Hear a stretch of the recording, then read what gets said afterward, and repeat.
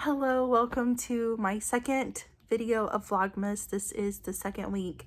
I figured out what I was going to do for Vlogmas. I had only originally planned to do like one Christmas reading vlog, but I started, very early on in December, and I just want to continue doing this through to Christmas Vlogmas. I'm not the type of person to be able to do like a video per day, but I thought about weekly was good. And then this, I saw, it was either last night or this morning, Bree from In Love and Words, she decided to do it weekly too. So anyway, there are lots of Vlogmas videos. Everybody's doing Vlogmas right now. Some are doing weekly, some are doing, whenever they can or every day. So anyway, I got my first Vlogmas video edited and uploaded this morning, so yay for that. I haven't been uploading videos to my booktube channel as often as I would, like for the past few months. So anyway, I wanted to go ahead and let you know what I've been reading. I left off from my previous video that I started reading Christmas Wish List by N.R. Walker. This is the second book in that series. I don't know what it's called, but it's centered around this little town called Heartbridge, and it's like a Hallmark movie type of place. It's very, it's scenic and just got that small town feel and the Christmas vibes. And this book revolves around a guy named Jaden. He comes to this small town. He's got a new job working as he's a chef and he's going to be working at this bed and breakfast type place, and there he meets the owner of the bed and breakfast, and this is their romance. It's very cute. I think I like the first book better, which was Tic Tac Mistletoe, but I really enjoyed this one as well too. It's very, very atmospheric, very, you get all the Christmas vibes and the small town vibes, and just, it was super cute. It was really a cute book, and I have enjoyed reading both of them. Okay, so I decided what my next book is going to be. I just signed up for the free trial of Kobo because the Mistletoe Motive by Chloe Liese, which I'm very excited to read, and it is a Kobo exclusive, so I signed up for the free trial and it gave me one free audiobook. So I was just planning on buying the ebook, but I am really excited that I have the audiobook to listen to. So that is what I'm going to be listening to next. I am going to listen to I keep wanting to call it the Christmas Motive, but it's the Mistletoe Motive by Chloe Liese. I don't know what this is about at all, so I'll let you know. I'll update you when I have more to update on, but that is what I'm going to start on now. Okay, I just had to take my headphones off for a second. I'm sweeping and cleaning, but I started listening to the Mistletoe Motive, and I'm not very far into it at all. I'm still on the first chapter, but it is so cute so far.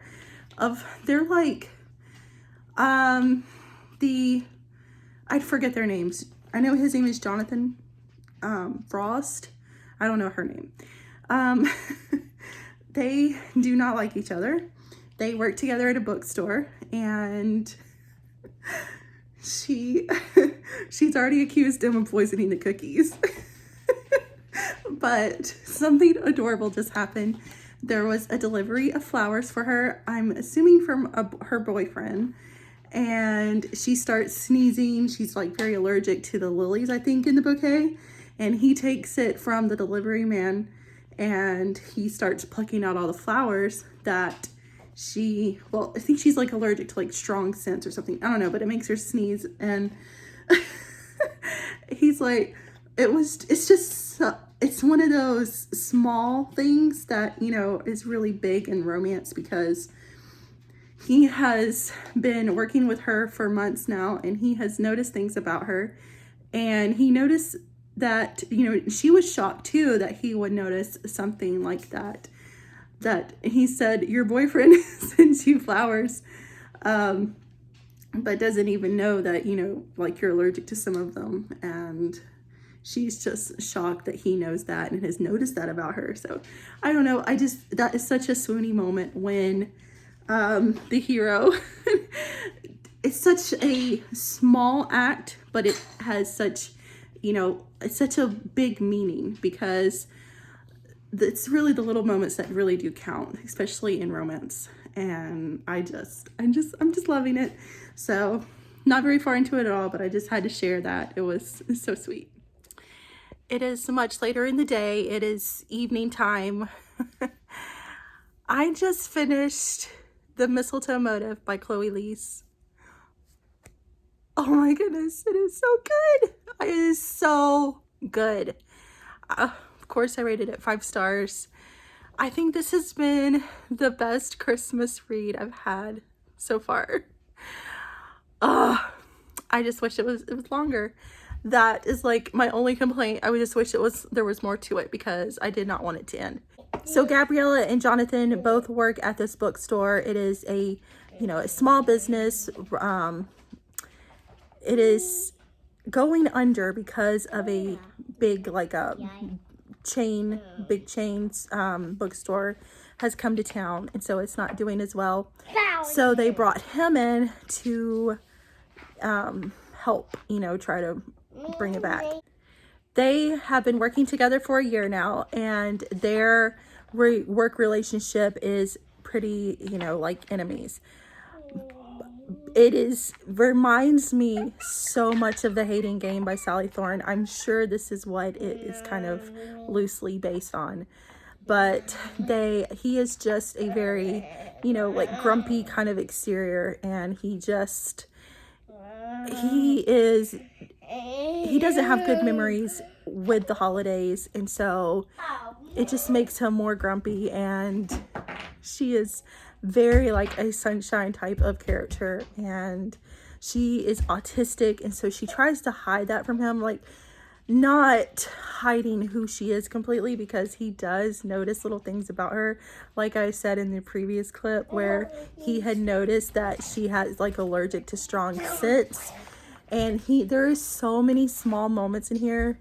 And there is even like a Mr. Darcy scene from the movie where, you know, the hand flex moment is in here. There is so many small moments where you just absolutely swoon. It's just incredible. I love Chloe Liese's writing. I adored this book. I cannot say enough about it. They banter back and forth a lot, and their bantering is funny. Her thing is like she likes to get hot cocoa, and he always calls it chocolate milk. just little things like that, and it's funny, and it adds like a humorous side to it. And I love it when they start realizing things about each other, especially because it's mostly from her point of view. And she starts realizing that, you know, who he is, and that he's not like everything that she thought he was. And just so good. I loved it so freaking much. So definitely glad I read that. It was so good. I don't even know what I'm going to read next. I'm kind of hesitant about picking anything up right after I just read that because I'm afraid that anything is going to pale in comparison to the Mistletoe motive. But I will let you know, of course, when I do pick something back up. Okay, so I don't know if anybody knows this. I might be just dumb or behind the times. But if you use Goodreads, I'm going to go to my books. I did not know. I've never been able to add, like, you know, I just have to take it completely off my shelves if I DNF a book, if I did not finish it for some reason. So I did some searching and I figured out how to add a DNF shelf to, like, they're called the exclusive bookshelves. And what you do is, I had to go on my computer because I couldn't do it on the app on my phone, but you go to My Books, go to your bookshelves, press edit, and it will take you to all of the, you know, the shelves that you've made. And then over here on exclusives, Goodreads already has read, currently reading, and to read. And you can add any exclusive shelves that you want. So that book is only going to be on that particular shelf. So I added my DNF shelf to my exclusive bookshelf. So now I can just add a book, and that's what I've been doing. I've been going back through trying to find the books that I've DNF'd. So far I have 9 on there. And these are, the reason I didn't like it before was because it was either want to read or I had to completely take it off the shelf. But now I can just add it to my DNF shelf, and that's the only shelf that it's on, and it doesn't hinder your reading goals. So yeah, I learned that. I don't know if I'm just behind the times or if you might not know it either. And so I just wanted to share that because I found that super helpful. And I am currently going back through all of my return books on Kindle to see which books I DNF, so that way I'm just trying to be super organized. So anyway, I just wanted to give you that little tip in case you didn't know.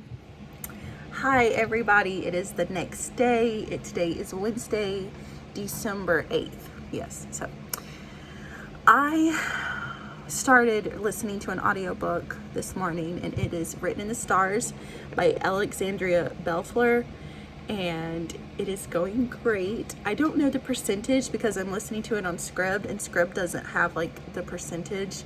That is something that I like, that Kindle and Hoopla, they both always give you you know, the percentage read, but Scribd doesn't. But I think I'm on it was like an 11-hour audiobook, and I have like 7.5 hours left. So anyway, I am listening to that. This is a sapphic romance, and I picked this one up. Well, I've been wanting to read it for a long time, and it's been on my want to read list on Goodreads for a long time. But Jess put up from Peace Love Books, she put up her holiday romance recommendation video the other day, and she had this one on it because it does take place around the holidays, and so she just associates it as a Christmas read. So I'm like, it's the perfect time to pick it up. So I am listening to that. This is about Elle and Darcy, and they're set up on this blind date it is Darcy's brother and Elle's friend. And the date does not go very well.